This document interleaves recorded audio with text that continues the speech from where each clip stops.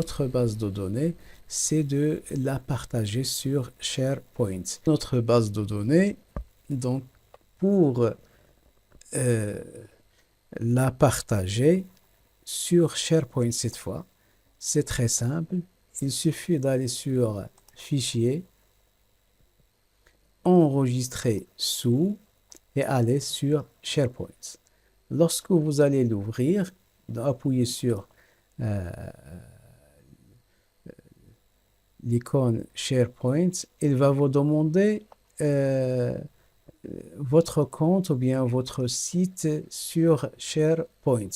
Pour accéder à SharePoint, c'est très simple. Il faut seulement aller sur votre compte Office 356 et entrer sur votre compte sur SharePoint. Là, vous pouvez, vous appuyez sur, lorsque vous entrez là, vous copiez l'adresse euh, de votre compte ou bien votre site SharePoint. Vous allez retourner à la page pardon, de, de sauvegarde et vous allez coller votre, votre, votre URL, votre adresse et appuyer sur enregistrer. Lorsque moi j'ai déjà fait ces étapes, pas la peine d'appuyer sur enregistrer. Donc, lorsque j'appuie sur enregistrer, je peux avoir euh, ma base de données répertoriée dans mon site. Voilà, comme ceci.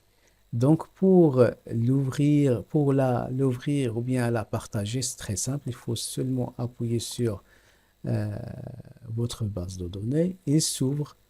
Donc, lorsqu'il s'ouvre, vous avez des options de partage. Donc, je vais fermer tout ça pour partir à zéro. Donc, la base de données, il s'ouvre. Donc, il s'ouvre comme application sur votre navigateur. Vous pouvez l'ouvrir comme ça ou bien la télécharger. Moi, je vais voir comment euh, voir les options de partage. Pour partager la base de données, il faut seulement appuyer sur partager. Pour le faire, donc, donc d'abord, avoir, je peux distinguer plusieurs options de partage. Je peux la partager avec tout le monde. Je peux la partager seulement avec les gens, les individus présents dans la compagnie, dans votre compagnie, etc.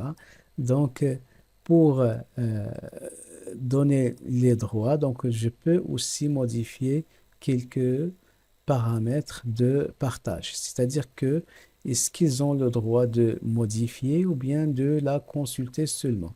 Donc, je retourne sur, sur les options de partage. Donc, dans les options de partage, j'ai le menu groupe. Donc, le groupe me permet la partager de plusieurs manières. Donc, je peux la partager avec l'option propriétaire, c'est-à-dire celui qui va recevoir cette base de données, il serait propriétaire, c'est-à-dire admin, il peut avoir accès à tous les objets de notre base de données, il peut les modifier. Ou bien, il peut être un simple utilisateur, c'est-à-dire il a le droit seulement de consulter la base de données.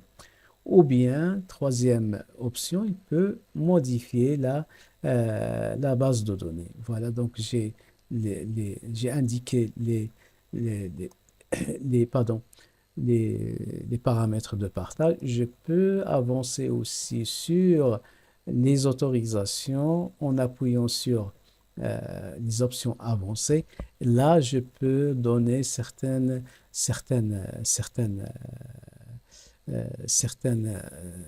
privilèges. Par exemple, les membres les membres peuvent, par exemple, modifier. Il y a certains groupes qui peuvent avoir le droit de lecture seul, ou bien certains, ils peuvent même avoir un contrôle total de la base de données. Je peux aussi ajouter, accorder certaines autorisations, par exemple. Donc, je peux partager avec certains membres. Je peux aussi arrêter le partage à tout moment. Donc, je peux aller sur Avancer pour sélectionner les éléments partageables aussi. Je peux modifier les autorisations en allant sur le menu Autoriser. Donc, maintenant, ils ont un contrôle total. Par exemple, si j'ai contrôle total, je peux modifier ce, ce, ce, ce partage, par exemple, avoir plus d'options. Par exemple, conception, afficher, ajouter, mettre à jour, etc. Il peut, je peux aussi cocher le bouton modification, ajouter, supprimer. Donc, il y a plusieurs, bien collaboration, c'est-à-dire une simple mise à jour, ou bien suppression, affichage, lecture seule, ou bien affichage restreint, c'est-à-dire la possibilité de voir seulement seulement le document, de consulter seulement la base de données. Donc, il y a beaucoup SharePoint, il nous donne beaucoup de possibilités pour partager notre base de données. Donc, donc voilà, nous avons passé en revue, pardon, la plupart des mesures de sécurité que nous pouvons mettre en place pour sécuriser notre base de données. Bien sûr qu'il y a d'autres bases de données, pardon, il y a d'autres moyens de protection qui peuvent être ajoutés via le langage Visual Basic. Et donc, dans cette série, nous n'avons pas pu montrer certaines fonctionnalités qui demandent des capacités, des connaissances en programmation. Donc, nous pouvons dire que le système de sécurité d'accès est assez robuste, mais aussi quelque peu complexe. En utilisant aussi la sécurité de Microsoft Access, vous pouvez entièrement sécuriser une base de données et tous ces objets, pardon.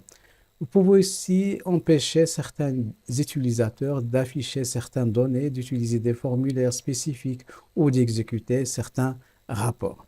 Voilà donc sur ce, je vous souhaite une excellente journée. J'étais très heureux d'être avec vous tout au long de cette série. J'espère vous retrouver sur un nouveau tutoriel concernant le côté programmation ou tout ce qui concerne Visual Basic. Pour votre attention et merci et à la prochaine.